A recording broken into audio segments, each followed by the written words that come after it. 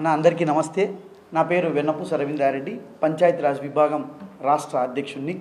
అదేవిధంగా రఘునాథ్ రెడ్డి గారు అన్న ఎంపీపీల సంఘం కడప జిల్లా అధ్యక్షులు, అదేవిధంగా బాలయ్య గారు జిల్లా పరిషత్ వైస్ చైర్మన్, వెంకట సుబ్బయ్య గారు జెడ్పీటీసీ, అదేవిధంగా సుబ్బరాయుడు అన్న కూడా మా వైఎస్ఆర్ కాంగ్రెస్ పార్టీ తరఫున జెడ్పీటీసీలుగా వైఎస్ఆర్ కాంగ్రెస్ పార్టీ నాయకులు. మేము ఈరోజు వైఎస్ఆర్ కాంగ్రెస్ పార్టీ పంచాయతీరాజ్ విభాగం ఆధ్వర్యంలో ఈ యొక్క ప్రెస్ మీట్ను నిర్వహించడం జరుగుతోంది. ఏదైతే ఈ రాష్ట్రంలో కూటమి ప్రభుత్వం ఏర్పడిన తర్వాత ఈ యొక్క రాష్ట్రం అన్ని రంగాలలో కూడా అడ్మినిస్ట్రేషన్ పరంగా, సంక్షేమ పరంగా తీవ్రమైనటువంటి విఫలమైందని చెప్పేసి వైఎస్ఆర్ కాంగ్రెస్ పార్టీ మొదటి నుంచి కూడా ఆరోపిస్తూ ఉంది. ఎక్కడ కూడా కనీసం అభివృద్ధి చేయకపోగా ఉన్నటువంటి నిధులన్నీ కూడా దోచేస్తూ ఇక్కడ ఏదైతే రాయలసీమ ప్రాంతంలో జరిగినటువంటి అభివృద్ధిని కూడా అమరావతికి తరలించేటువంటి దుష్ట సాంప్రదాయానికి తెలుగుదేశం పార్టీ వనగూరుస్తుందని చెప్పేసి కూడా ఈ సందర్భంగా తెలియజేస్తూ ఉన్నా. మన కర్నూలులో గౌరవ మాజీ ముఖ్యమంత్రి జగన్మోహన్ రెడ్డి గారు కర్నూలు జ్యుడిషియల్ క్యాపిటల్గా 48 ట్రిబ్యునల్స్ను, అదేవిధంగా లోకాయుక్తను, అనేక లా యూనివర్సిటీని, దాదాపు 1000 ఎకరాల్లో లా యూనివర్సిటీని తీసుకొచ్చే ప్రయత్నం చేస్తూ కర్నూలు జిల్లాను న్యాయ రాజధానిగా పెట్టాలని చెప్పేసి ఎంతో వ్యయ ప్రయాసాలు కోర్చి అక్కడ ల్యాండ్ అక్విజిషన్ చేయడం, ఏసీబీ కోర్టును పెట్టడం, లోకాయుక్తను పెట్టడం, 48 ట్రిబ్యునల్లను పెట్టడం, అన్ని కోర్టులు పెట్టిన తర్వాత ఇక అమరావతిని డెవలప్ చేయాలనేటువంటి ఒక ఉద్దేశంతో ఈ రాష్ట్ర ప్రభుత్వం కర్నూలు నుంచి మొత్తం న్యాయ వ్యవస్థలంతా కూడా ఈరోజు అమరావతికి తరలించి ఈ యొక్క రాయలసీమకు తీవ్రమైనటువంటి అన్యాయం చేసింది. ఈ రాయలసీమలో కర్నూలుతో పాటు కడప ఎంఎస్ఎంఈ పార్కులో ఉన్నటువంటి ట్రైనింగ్ సెంటర్ను, కేంద్ర కార్యాలయాన్ని కూడా అమరావతికి తరలించేటువంటి ప్రయత్నం చేసింది. అంతేకాకుండా ఆంధ్ర ప్రగతి గ్రామీణ బ్యాంక్ ప్రధాన కార్యాలయం రాయలసీమలో ముఖద్వారం లాంటి కడపలో ఉంటే, ఎందుకంటే అత్యంత గ్రామీణ రైతాంగానికి ముఖ్యంగా ఉపయోగపడేటువంటి ఇక రాయలసీమలో ఉన్నటువంటి ప్రధానమైనటువంటి ప్రభుత్వ రంగ బ్యాంకును కూడా ఈరోజు అమరావతి తరలించేటువంటి దుష్ట ప్రయత్నం ఈరోజు తెలుగుదేశం పార్టీ కూటమి ప్రభుత్వం చేస్తోంది. అంతేకాకుండా అనంతపురానికి వచ్చినటువంటి ఎయిమ్స్ను కూడా ఈరోజు గుంటూరు మంగళగిరికి తరలించేటువంటి ప్రయత్నం చేస్తాను.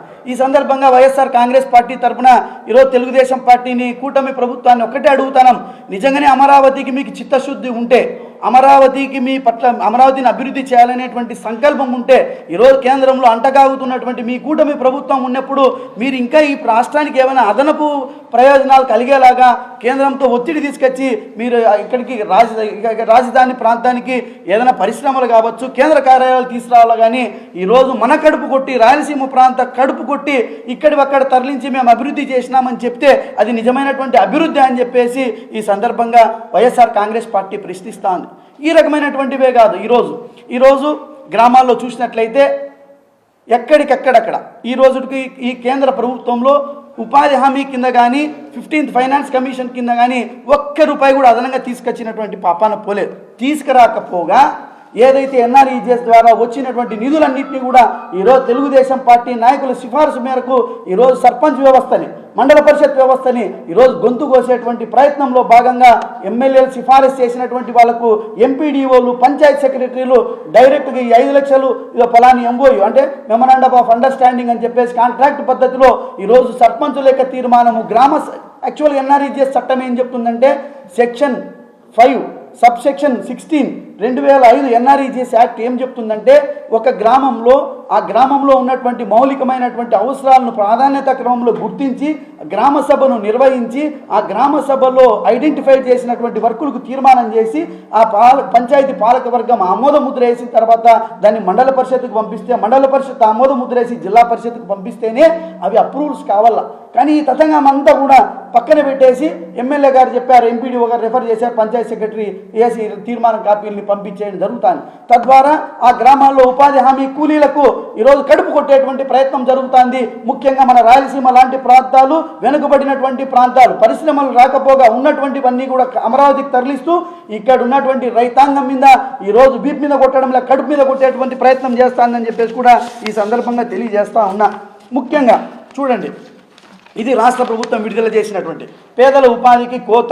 ఏపీలో 2024-25 ఉపాధి కూలీలు దాదాపు 2,69,00,000 మంది పని దినాలను ఈరోజు ఈ రాష్ట్రం కోల్పోవడం జరిగింది. అంటే దాదాపు 700 కోట్ల రూపాయలు 700 కోట్ల రూపాయలు ఈరోజు ఉపాధి హామీ కూలీలకు దక్కాల్సినటువంటి ఏదైతే వాళ్ళ హక్కు, ఈరోజు ఆ హక్కుని కాలరాసేటువంటి ప్రయత్నం ఈ యొక్క తెలుగుదేశం పార్టీ, ఈ యొక్క కూటమి ప్రభుత్వం చేస్తూ ఉందని చెప్పేసి కూడా ఈ సందర్భంగా తెలియజేస్తా ఉన్నా.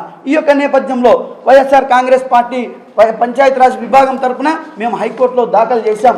అయ్యా, ఎన్ఆర్ఈజీఎస్ యాక్ట్ చెప్పేది ఒకటి, ఈ యొక్క రాష్ట్ర ప్రభుత్వం చేస్తున్నది ఒకటి అని చెప్పేసి చెప్తే హైకోర్టు ఆర్డర్లు ఇవ్వడం జరిగింది. High court writ petition number 2174 of 2025. Hence there shall be an interim direction to the respondent number 10 to 12 not to execute the work. అంటే పనుల్ని చేయొద్దండి అని చెప్పేసి, not to execute work, not to execute the work for a period of 4 weeks అని చెప్పేసి ఇవ్వడం జరిగింది. తర్వాత ఇంకొక కేసులో, విజయనగరం జిల్లాకు సంబంధించినటువంటి కేసులో writ petition number 28172 of 2024 case వేస్తే ఈ కేసు దాదాపు 16 పేజీల జడ్జిమెంట్ను ఇక హైకోర్టు వెలువరించడం జరిగింది. దీంట్లో చాలా స్పష్టంగా ఇచ్చింది. Hence in view of the above discussion, the writ petition is allowed and the respondents are directed to follow the subsection 5 of section 16 of the NREGS Act and circular memo dated so and so. While undertaking the work, there shall be no order as to costs అని చెప్పేసి ఈ యొక్క writ పిటిషన్ని కూడా allow చేయడం జరిగింది. అంటే allow అంటే ఏమంటే, మేము వేసినటువంటి కేసును అలౌ చేస్తూ ఏదైతే కాంట్రాక్ట్ పద్ధతిలో ఇచ్చేటువంటి వర్కులన్నింటినీ కూడా రద్దు చేస్తూ భవిష్యత్తులో ఇక ఎన్ఆర్ఈజీఎస్ వర్క్లో కాంట్రాక్ట్ పద్ధతి అనేదే ఉండదు. ఎన్ఆర్ఈజీఎస్ చట్టం ఏదైతే చెప్పిందో దాని ప్రకారం మండల వ్యవస్థ, గ్రామ వ్యవస్థతోనే పనులు చేయించాలా, ఎగ్జిక్యూటివ్ కూడా గ్రామ పంచాయతీ చేయాలా, ఉపాధి హామీ కూలీలకు 50% పని దినాలు కల్పించాలా అని చెప్పేసి ఇక 16 పేజీల యొక్క జడ్జిమెంట్ను రిట్ పిటిషన్ నంబర్ 28172 of 2024లో నిర్దిష్టంగా ఇవ్వడం జరిగింది.